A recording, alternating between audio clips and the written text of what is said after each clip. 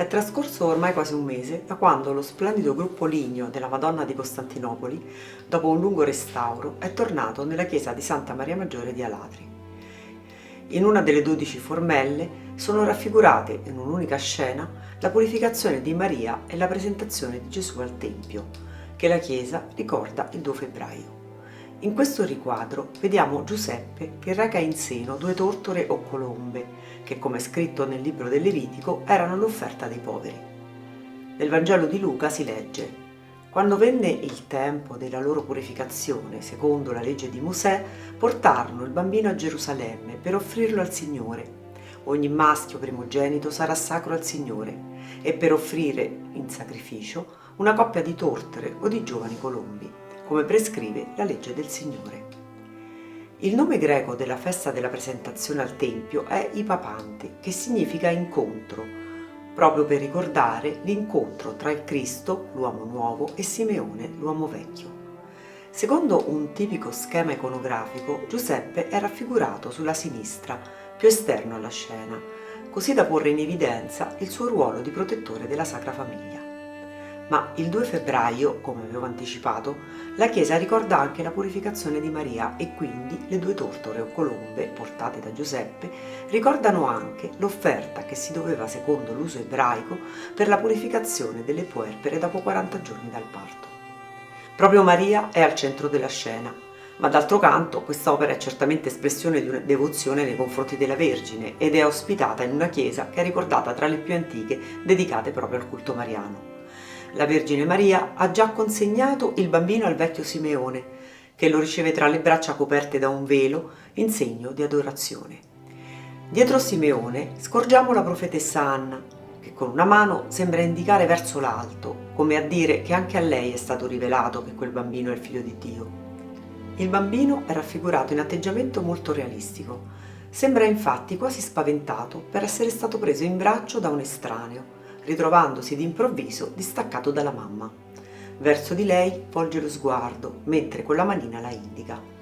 Dietro la Vergine possiamo vedere gli elementi che richiamano il Tempio: un baldacchino, quasi evocante un ciborium, con una lampada che pende in alto, una lampada che potrebbe essere insieme evocativa di un incensiere, visto che più in basso è visibile una struttura cubica con una rossa cortina, che evoca il Sancta Sanctorum, l'antico tabernacolo di Mosè e del Tempio di Gerusalemme che conteneva l'Arca dell'Alleanza, l'arca simbolo della relazione speciale di Israele con Dio. Un luogo accessibile una volta all'anno solo al sommo sacerdote israelita, nel giorno dello Yom Kippur, ovvero il giorno dell'espiazione. Qui il sommo sacerdote bruciava incenso e spruzzava il sangue di un animale sacrificale al fine di espiare i suoi peccati e quelli del popolo. Il Sancta Sanctorum era separato dal resto del Tempio da un velo, una tenda fatta con un filato viola scarlatto ricamato in oro, esattamente quel velo che si squarciò al momento della morte di Cristo.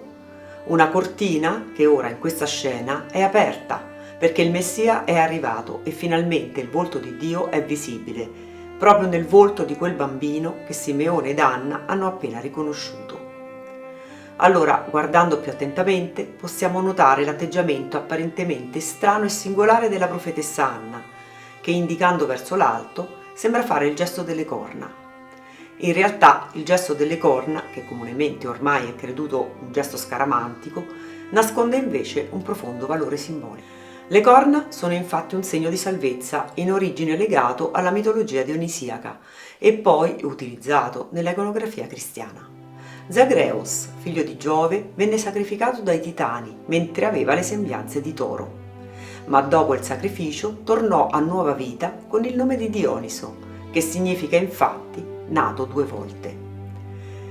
Le corna rimandano perciò alle protuberanze del toro sacrificato e rinato, una rinascita mitologica che però precorre la resurrezione di Cristo. E così la mano che fa le corna cominciò ad essere utilizzata nell'arte sacra cristiana, soprattutto in ambito bizantino, per evocare appunto la risurrezione di Cristo morto in croce. Per questo, nel corso dei secoli, la ritroviamo spesso collegata anche con il segno della croce. La troviamo a profusione nella Cappella Palatina di Palermo, ma anche in San Vitale a Ravenna e in diversi altri luoghi sacri. Non dobbiamo quindi sorprenderci nel vedere santi e madonne che fanno le corna. Stanno semplicemente esprimendo il loro credo nel valore salvifico della croce di Cristo.